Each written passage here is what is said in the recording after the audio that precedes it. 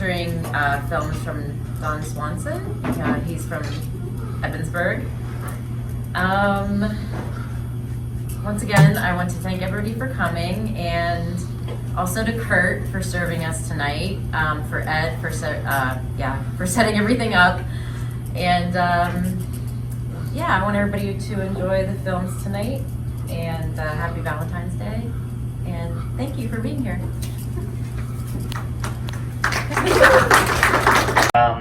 Somehow just like everyone in the family came to me, I guess, because I do this stuff, and so we tracked down a solid, not too expensive local recording studio and kind of set it up, and Megan and I were talking just like, that's a hell of a story, and she's just cool to begin with. So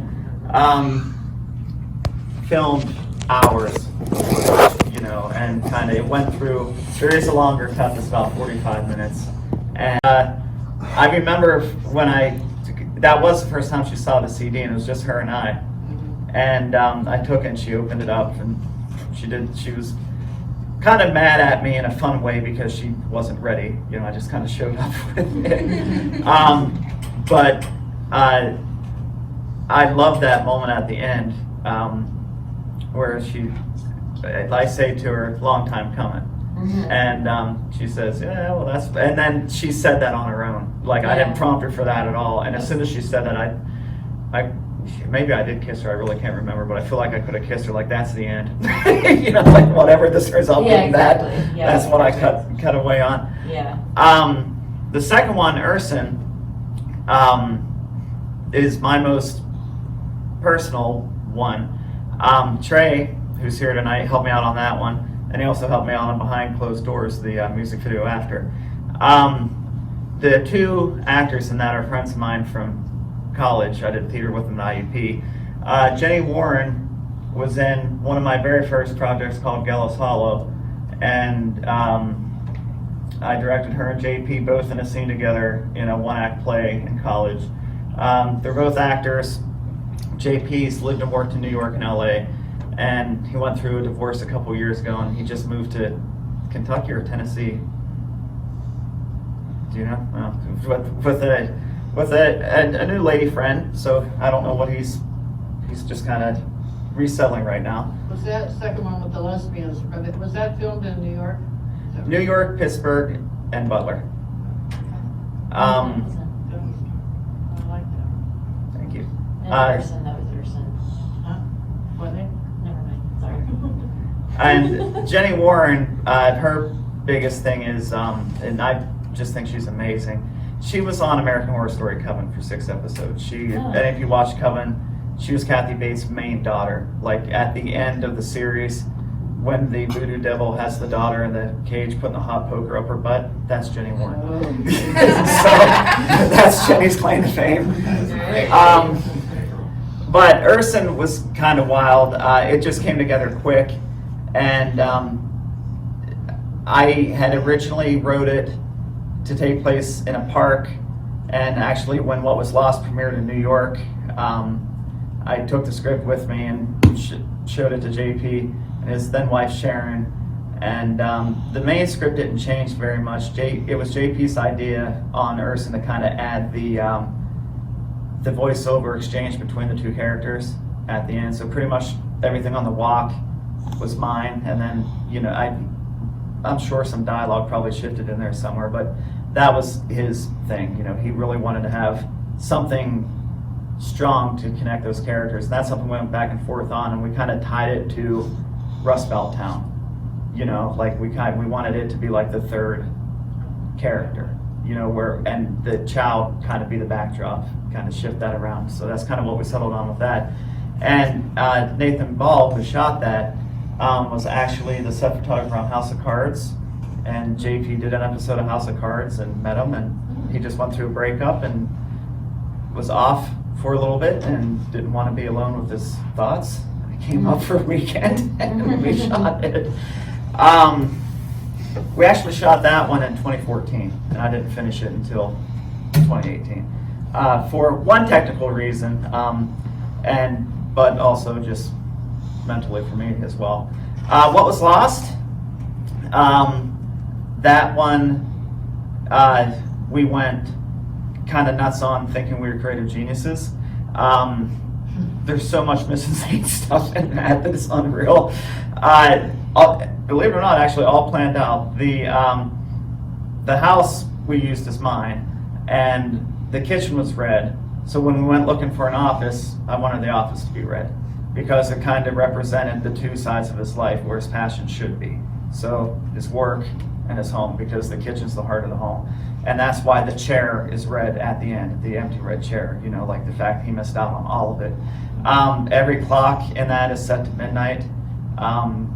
When he first finds the journal and he sits down, there's a red pillow behind his head, you know, kind of almost put him in a halo effect kind of thing. The camera's locked down, and as his life falls apart, I go handheld, and the more it goes on, the more wild I got with how handheld it was. The whole flashback bit, kind of his last conscious thoughts of realizing what he lost in terms of his wife, was all shot on a DSLR with shallow depth of field to give it a slightly different look. And there's also something off in every bit, like the first bit when she's on the couch, the candles in the background, only one's real, you know. When they're in the bathroom, again, the clock's at midnight, and there's like a candle flickering off over there. Also, his wound isn't nearly as bad in that bit because that's not how he sees himself. And then the whole bit, like, you know, where they make love and everything was just I literally had aluminum foil with 3 candles in this hand and the camera in this hand, going around like that. And it was all intentionally one shot until the end. You know, I broke it at the end to kind of like break to him because it's his fantasy, break to her looking at him because that would be the last thing he would actually want to see. And then, of course, you know, it cuts and you realize, and you see how bad, you know, the wound actually is. Yeah, that one in particular started out when JP and I reconnected after being out of college for a few years, and I just wrote a script for fun to see how he and I would work together, and we both kind of like jumped on. Like, it started out, he was looking for a painting and he didn't die, you know, like stuff like that. And by the time we were done, we were just, but like April 9th in the room where he finds the manuscript with April 9th circled in red. When he goes in the house, there's frying pans everywhere in the kitchen because he gets hit in the head with a frying pan. There's a sickle strategically placed amongst the frying pans because it's death. The window, the house is red. When he stands in the window, there's a sickle overarching him in the window. Like, yeah, we thought we were smart. Forest Queen was 3 weeks from idea to completion. That was fast and that was fun. Noah helped me out on that one, and a core group of us had just come off of a feature, and we needed something that we felt was ours, and I needed something to kind of just be from college. Sent me the song, and he wanted me to find old stock footage of witches just to cut something together so they could release it online. And when I listened to the song, I told him I just keep seeing a young girl in a blood-soaked white dress. And he's like, well, if you think you can do it, more power to you. And Alexa was actually in the feature I was referring to, Wish for Giants. She was the girl with cancer, if any of you have seen that. She's your favorite one. What's that? You like her. She's like, her. She's like a daughter to me, like, Yeah, honestly. And I'll get back to that with the Occurance Mill Speak, but she is. She's like a, the idea I kind of came up with. She's reliving and remembering and recounting her death. And there's a movie I loved when I was a kid called The Lady in White. I don't know if any of you have ever seen it, but it's kind of like focused on a little kid and this little girl. He keeps seeing the ghost and da-da-da-da-da. And it just keeps playing, you know, like at a certain time of night, no matter where the spirit of this girl is, she has to go and re-experience her murder. And so that was kind of the idea I came up with for Alexa. Was she wakes up, realizes she's dead, kind of goes through where it might have happened. And that's kind of symbolized with the opening of the box. It's almost like the revelation of what happened to her, except for whatever reason this time, she doesn't fall back into the cycle. She like accepts what happened to her and it fills her with rage. And so she breaks the cycle, but then doing so, she becomes like, loses an innocence and becomes like a vengeful rage with it. Occurance in Mills Creek actually started out with Alexa. We were shooting, you were there. We were shooting Wish for Giants. She was 13 at that point in time. She was very much like my daughter, and she was being hyper. And it sounds terrible to say out loud, but I promise it was all just in fun. She was being rambunctious 13-year-old, and she's supposed to be sick in bed. And I just kind of like, sweetie, I swear, if you don't settle down, I'm going to write a script where I slit your throat. And about 2 years later, she asked me what the deal was with that. So that's where that came from. That's where that whole thing actually started. And my original idea with that was more about like I said, she's like a daughter, so I was thinking, all right, what's the worst thing a daughter could possibly experience? I thought, well, betrayal. Who would be the deepest betrayal? Like a mother. You know, I'm a father, but everyone knows it's mom's always that, you know, the step up. So the idea I came up with was that there's this psychotic mother who wanted to punish her daughter by acting like she was dead, but she really wasn't. Kind of like driving the daughter to think she was dead, and then once she realizes she's not, that's when the mother slices her throat.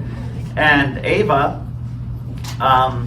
heard about it, and her mom's Betsy George, who was in, I don't know if any recognize her, but she's Devin from Billy Idol's Cradle of Love video. But she became interested in it, but she didn't, bless you, she didn't like the idea of the mother being the killer. And I think she also wanted to see how Ava would do as an actress. So, you know, it kind of like took in a whole new direction, and we kind of made the dynamic about very female-centric on a mother, daughter kind of dynamic thing. And there's a lot of choices that were made in there. Like when the mother dies, you know, at the beginning, she tells the one daughter, I love you, but she doesn't get that out with the other. That was intentional, you know, and that's like all these little things that kind of like play and compound in there.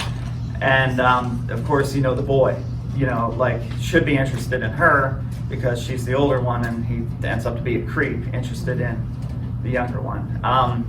And as we kind of chugged along on that, we were just talking about backstory and motivation, and before long we kind of had this whole world sketched out, and we pretty much decided that there's more here, so we kind of structured it to go two ways. And actually it's kind of weird watching that because I have the feature version in my head now. So the short is the first act of the feature, but done differently. So, you know, like the scene on the porch is different. So it was kind of weird for me watching it because I haven't watched that for a while, but I've been working on the feature, and it's like, it didn't seem right to me because now it's cut different. But it plays out more or less the same. And that last scene was shot two different ways. One to kind of cap this as a self-contained story, and to also transition into where it keeps going. And yeah, we got a lot of interest in that. We did an Indiegogo where we didn't meet our goal, but we raised enough, like literally enough. We had $3.84 left at the end of the shoot. And it put us on an extremely tight shooting schedule. But yeah, and we picked up Linda Mononi. If any of you are deep George Romero fans, she worked with Romero in the 70s on The Crazies and Season of the Witch. And probably the biggest compliment she paid me on the short and then again on the feature was, this is like Romero days. I'm guessing because it was hectic and we were broke. It probably reminded her of that, but I took it as a compliment. Joe Fischel, who plays the dad, took on a major producer role in the feature, and it was actually his idea. When we got Mia Zanotti, we ended up building in the feature, we built a scene around her, and I used to kind of slingshot, make it the turning point of the feature with that as the backdrop. And it was his idea to shoot a music video with her to tie in to the into the feature. And so we modeled that. We didn't recreate the scene from the movie. There's some shots from the feature in there, but we didn't recreate it. But I wanted it to kind of mirror it. And on that one, I can say Noah Chrisman did the vast majority of the shooting that you saw on that. I did the editing on it, but Noah shot most of that. Yeah, you know. And we'll be shooting another one for another song of hers that we're going to be using. My idea for that is it's slower and darker, and I kind of want to play around with like some high contrast, black and white, like expressionistic German style stuff. The casket's in my basement. I'm lucky my wife loves me. I actually found a place in Texas that's basically bent dent caskets. You know, it has a little scratch on it, so it was only $400. Oh, nice. Yeah, so I bought it. I have it. It's there. Although the one shot of Alexa in the casket at the end, the pillow in the casket is all blood soaked on one side. You can turn it over, and the other, which you saw in the one shot of Ava in the feature. You know, because we put her in the feature. Was that part of the bent dent? Was that it was blood soaked? No, we did that when we shot it. Although they said it was only slightly used, so I'll take that as a but yeah, it's pretty much where we are. Like the teaser trailer for the feature, I'm about 40 minutes into the feature. I expect it to be 85 to 90 when it's said and done. The core, like pretty much, well, literally, in some shape or form, everyone that worked on the short returned for the feature, both cast and crew. And for Occurance Mills Creek, I brought in some capacity the best of everyone I worked with, except him, because he couldn't, because he got married and had a kid. But he's here tonight. But like JP, you might have noticed his name as an associate producer on Occurance Mills Creek. He helped me out with all the SAG paperwork and all of that stuff. He actually has a role in the feature. But yeah, it was just intense but fun. Like, and I hope you'd agree with it. Noah, like, yes. If I can just say a word real quick of what it's like to work with Don here on, well, I've worked with him on a lot of things. The Occurance Mills Creek being the most, I don't know what better word to use other than intimate, because I'm the assistant director for that one, so we got to talk a lot about it. And to be honest, just listening to him when he tries to like explain the script and explain things, I have to stop and ask him, like, are you okay? Do you gotta talk to somebody? Like, these thoughts are a little dark. You have options now that your wife can bury you in. Because not only did he buy a casket for this film, he also bought an urn. There's an urn in my basement for the feature. So his wife really loves them. He's really thankful for her, because I'm thankful for Dawn, so she didn't kill him, so that's a good thing. But really awesome stuff coming from the feature. These set out some rough cuts to a couple people, and I've seen it, and definitely think it's some good stuff, some interesting stuff. Especially if you like the short, I think that the feature is really gonna knock it up a couple notches and make it more fun and more interesting for you. And that's all I have to say. I just wanted to say, Thanks for the mainly plug. to make the joke that you have now an urn and a casket. And the casket's in the basement, and our furnace needed fixed. And my dad went to meet the guy. Guy's like, is that a casket? My dad's like, yeah. Like, oh. Thank you. Could you just give us a quick bio? Before you get into this regular school? Oh, yeah, sure. All right, well, do you want the long version or the short version? The short version? Okay. I went to IUP, and I didn't know what I wanted to be when I grew up. And I did a couple things, and I landed in theater, and my parents told me, you got to do something else. Not like I couldn't do theater, but I had to do something with theater, so I went comm media. And I caught fire with that, so I ended up graduating a comm media major and a theater minor. I then got a master's in basic, at the time it was called Adult Education and Communications Technology. It's basically training and development of multimedia applications. I then went to film school at Pittsburgh Filmmakers, and I took the track with the undergrads, which required at least 12 collegiate level courses, and got a National Association of Schools of Art and Design certification in film production. And it was during that time where I got like super serious. Like I started stuff in college. My first quote unquote with a wink real attempt at a film was with a bunch of friends of mine going into senior year of college just to see if we could pull it off. We found a list on a website called Dumps. I don't know if it still exists, but it stood for Directing Unsuccessful Motion Picture Shorts. And we incorporated every do not do on that list into it on purpose. Its claim to fame was it was bootlegged across the country, and colleges, we got like heard from people as far as way as Michigan. There were like drinking games that grew up around it. I did another one called Gallows Hollow, which is the first one Jenny Warren was in, which was right around, it was a horror one and actually strongly influences Occurrence of Mills Creek, where the microcinema movement was exploding at the time. And there's used to be a site based out of San Francisco, which was kind of like an international hub called undergroundfilm.org. And one of the cool things about Gallows Hollow was it was like one of their top 5 things. It was viewed over 250,000 times. I joke had a cult following in Belgium. Like I got emails once in a while saying like a group of people would to get together and watch in Belgium and stuff like that. And 2004 is when I broke into the festival scene, so I guess I've been legit since then. Been playing festivals in one shape or form since 2004.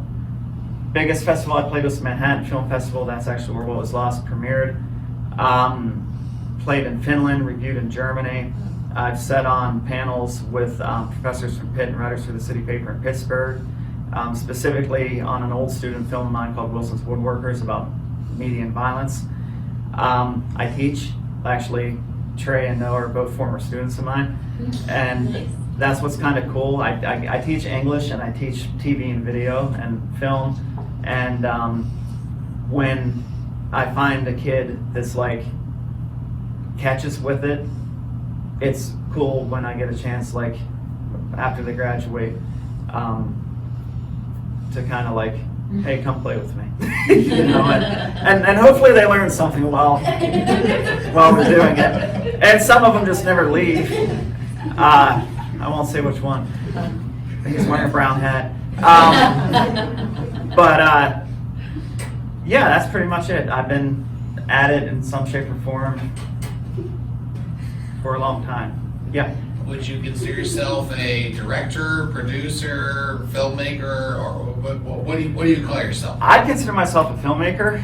I think I suck at the business part of it. You know, I learned that. I'm a creative, not a business person. On Occurrence of Mills Creek in particular, I had to take on the full brunt of producing. Like anything else I'd done that was more than just a handful of friends doing something, I had somebody else with me to kind of help carry that burden. I can tell you, doing a couple SAG things now, what a pain in the ass that was. But it's cool to see the SAG logo on the credits. I think it is anyway. It's just like, it's cool. And now that I've done it, I know how to do it. Doesn't mean it's still not a pain in the ass, but it's not scary. Before it was a scary pain in the ass, now it's just kind of like a pain in the ass. But I know what I got to do, but it's just kind of a pain in the ass. I enjoyed it. Your work's great. I liked it. Thank you. First time I came to one of these, and I enjoyed it. Thank you very much. Well, what would you say about delegation of responsibility as a filmmaker and learning, like when you have to trust others and do those things? What would you say from your perspective? I think that's a question for Noah. All right, so I like to shoot.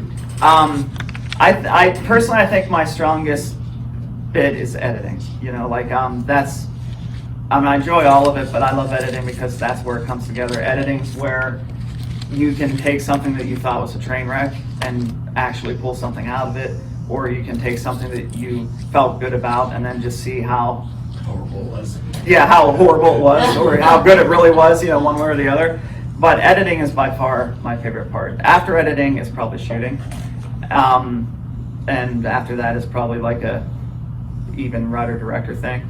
I do have, of all the different kids that have worked with me, they all have their own talents.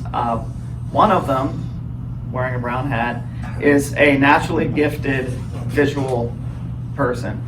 And never, ever nags me about, let me shoot, I'm gonna shoot that, or something like that.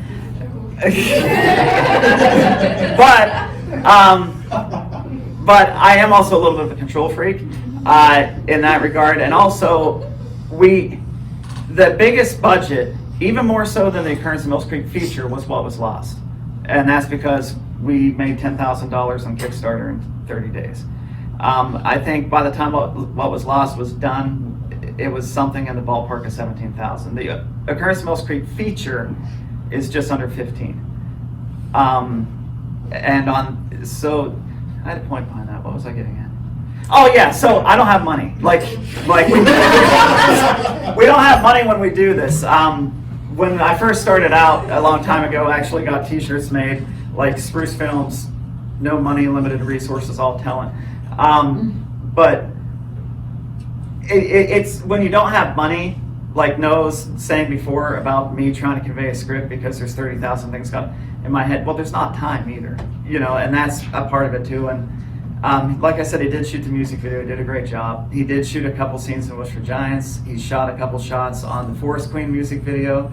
He shot a couple scenes in the Occurance in Mills Creek feature and short.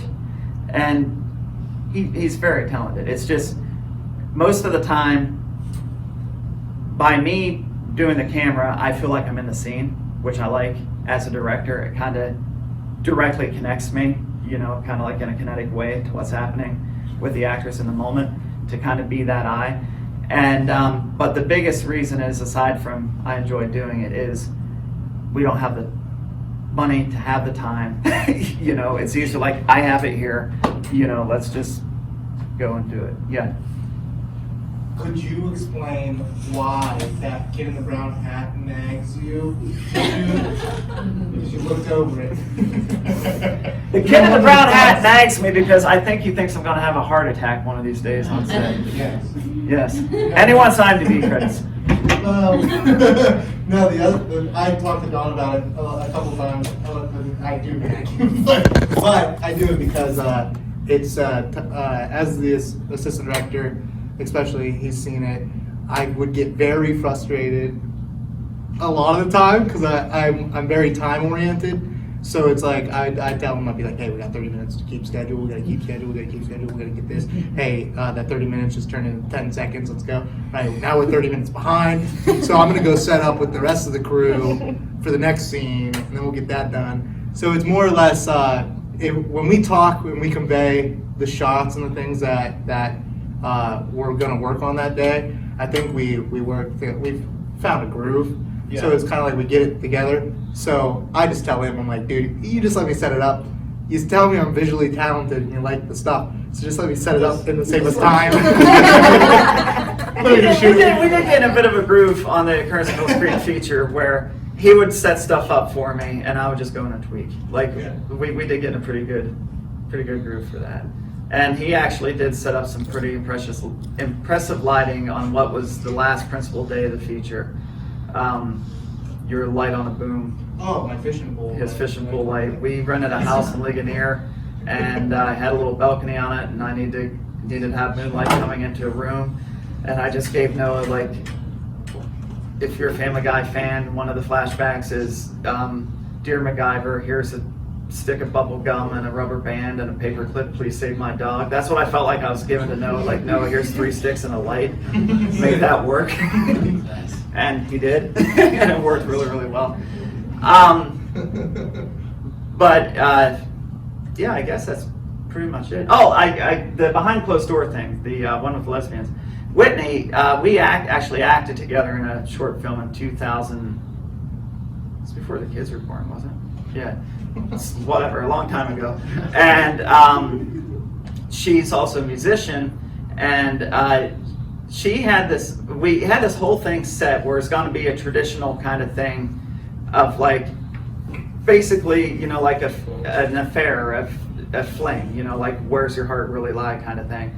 And it was all set, and about a week, maybe 2, before we were set to shoot, she's decided, let's make it a woman. Let's shoot it in New York. I have a friend there. So we went to New York. Trey was there. I actually Trey in the red shirt walking by when they're on the pier, when they first bump into each other. We shot the whole thing guerrilla. And yeah, it was pretty cool. Was that like a hotel then when they were? Yeah, that's actually, that was probably the biggest expense on that. We rented a hotel for one night in Manhattan. And it was Gorilla too there? Oh my God, yeah. Yeah. Yeah, it was, the only things I shot completely legally that you saw were Ethyl. I don't even know if Occurance Mills Creek is 100% legal. Yeah. Yes, of course, yeah, you're recording. Yes, it is. It's 100% legal. Even if they weren't recording, it's legal. You have the paperwork. Yeah, oh yeah, okay, so yeah, I did get signatures on everything in Occurance Mills Creek. What Was Lost was completely legal. That's probably it. Oh, the music video with Mia was legal. Forest Queen was legal. No, a guy gave us permission. Should we cut this?